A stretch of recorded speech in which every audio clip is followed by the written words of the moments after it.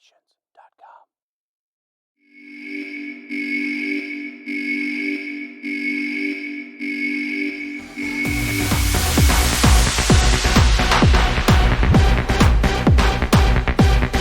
This is the Gridiron Guesser, the premier guesser in all of sports.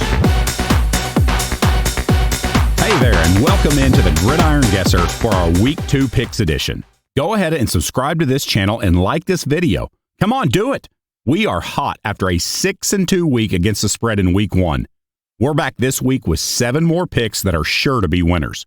We've got the 7 biggest games right here for you, so let's f***ing go.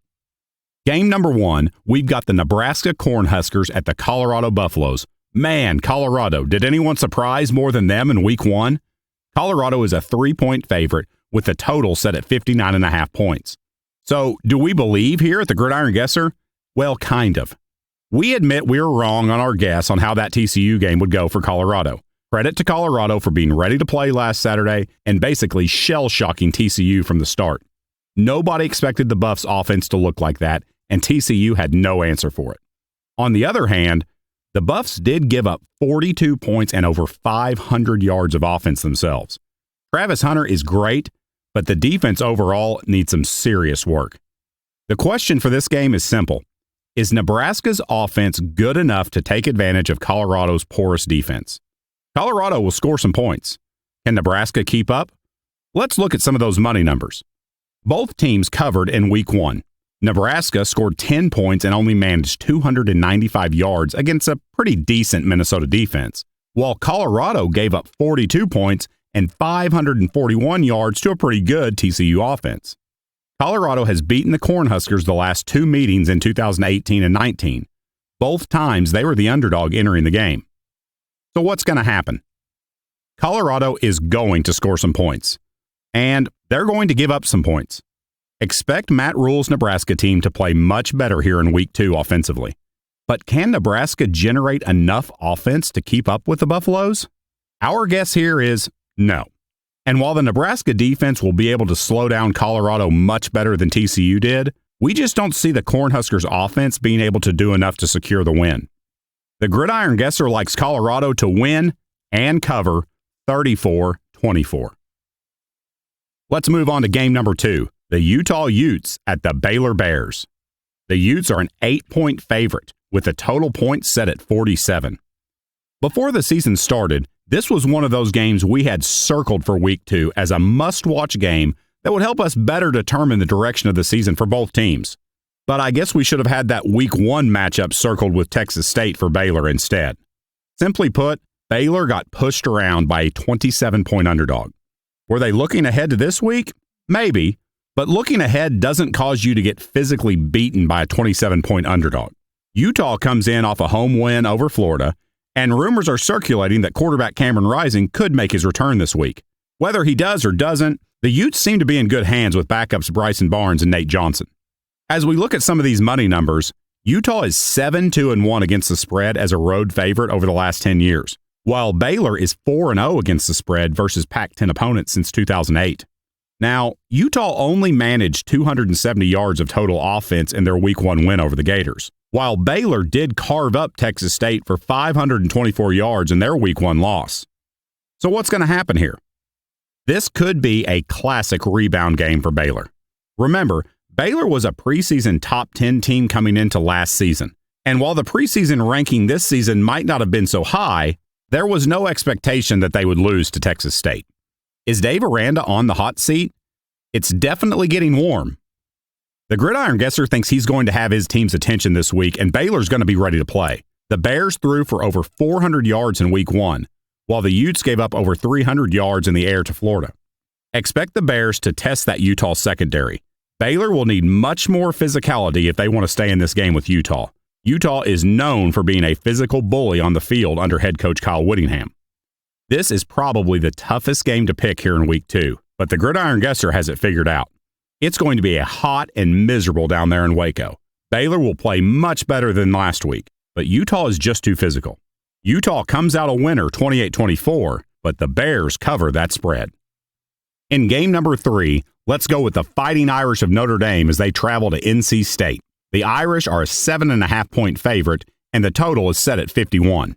So far, the Irish look strong as they have dominated two inferior teams in Navy and Tennessee State this season. Quarterback Sam Hartman has played well and seems to become the clear leader of the team on the field. NC State comes off a fresh battle with UConn in Week 1 that saw the Wolfpack pull away for a late 10-point win, failing to cover that spread.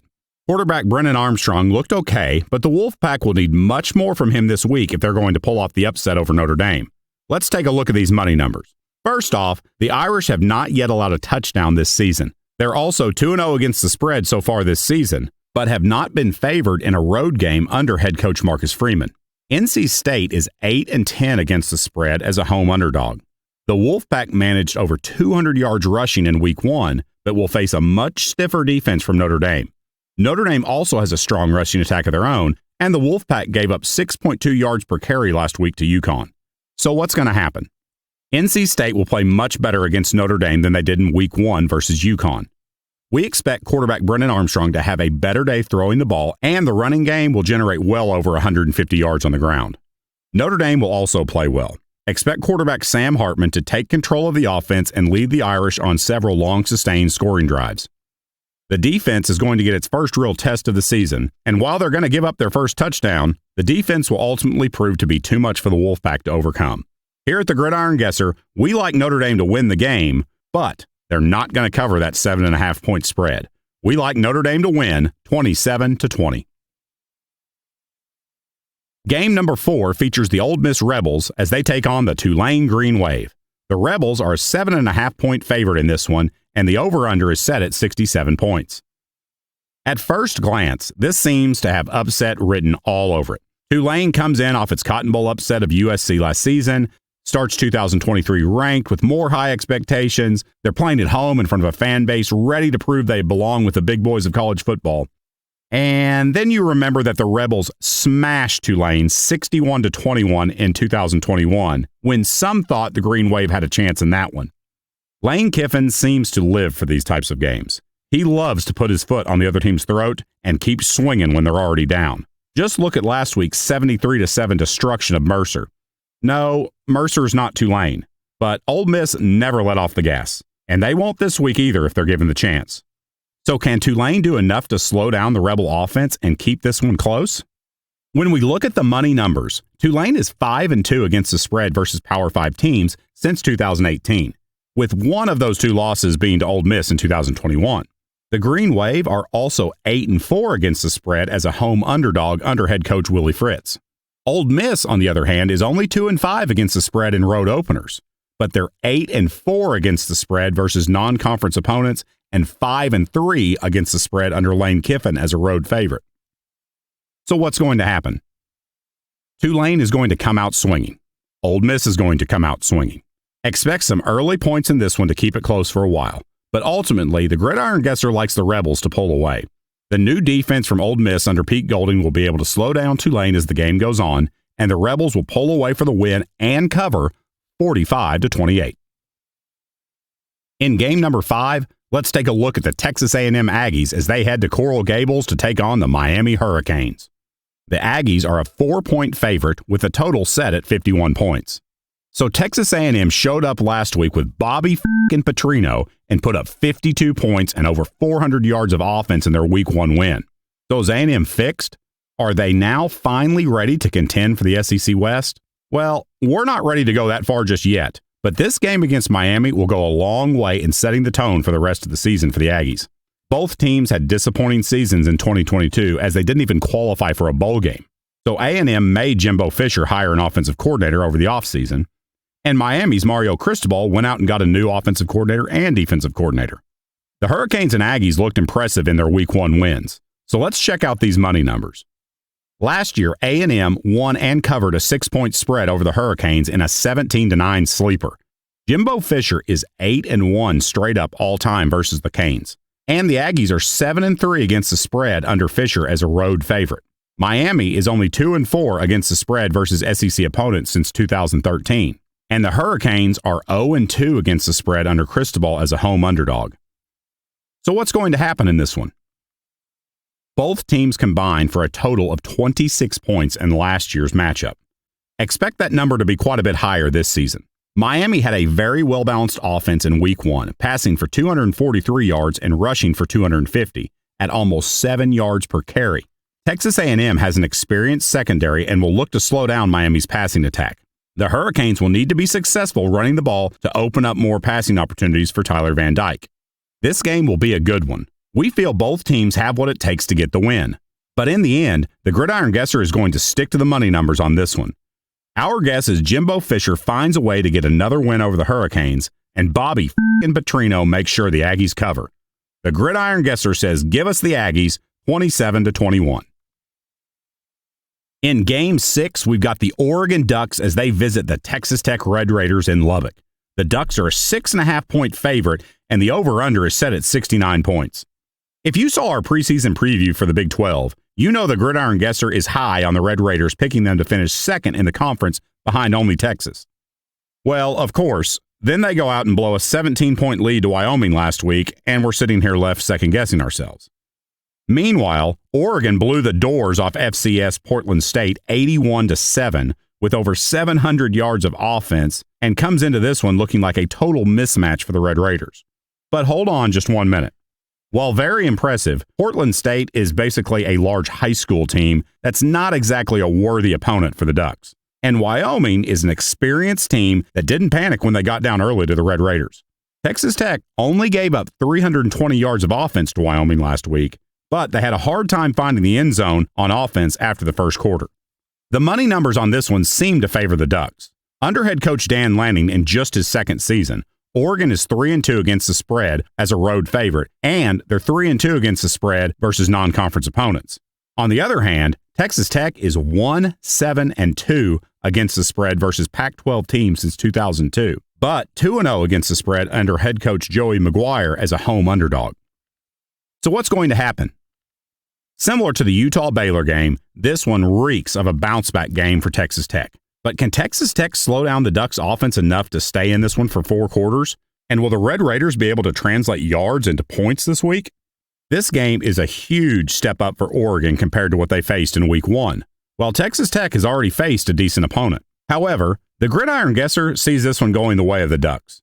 Lubbock is not an easy place to play. It's going to be hot as hell, but veteran quarterback Bo Nix will be ready for that hostile environment. Nix will pick apart the Red Raider defense, and the Oregon defense will do just enough to get some stops on key drives to stop the Red Raider offense. The Gridiron Guesser is taking the Ducks to win and cover 41-30. And our 7th and final game of the week, of course, is the Texas Longhorns as they head to Tuscaloosa to tangle with the Alabama Crimson Tide. Alabama comes in as a 7-point favorite with the total set at 54 points. Texas was so close to beating the Crimson Tide last season in Austin. Alabama escaped with that 1-point win, and the non-conference winning streak continues on, now at 57 games. Will Texas break the streak this year? Can Steve Sarkisian be one of only 3 former assistants to beat his old boss? Texas looked a little sloppy in their Week 1 win over Rice, but still dominated the Owls 37-10. The Tide crushed Middle Tennessee, and quarterback Jalen Milroe surprised many with an outstanding performance running and passing.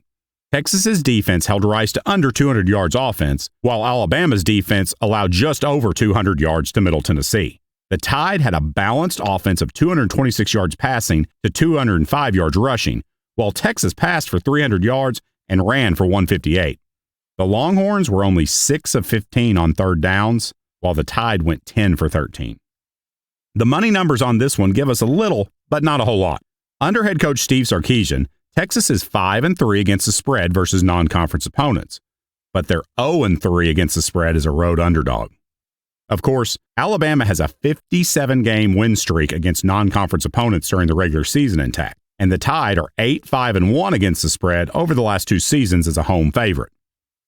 So what's going to happen? Does the 57-game win streak end for Alabama on Saturday?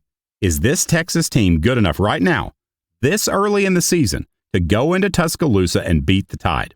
As for Alabama, was last week's performance by Jalen Milroe for real? Can he really perform that well again? The Gridiron Guesser is looking for the defenses to settle in after a few early haymakers.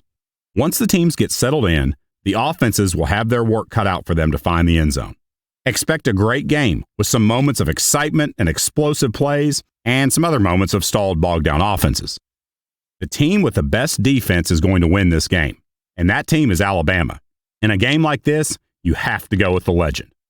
The Gridiron Guesser is picking the Alabama Crimson Tide to get the win and the cover, 35-24.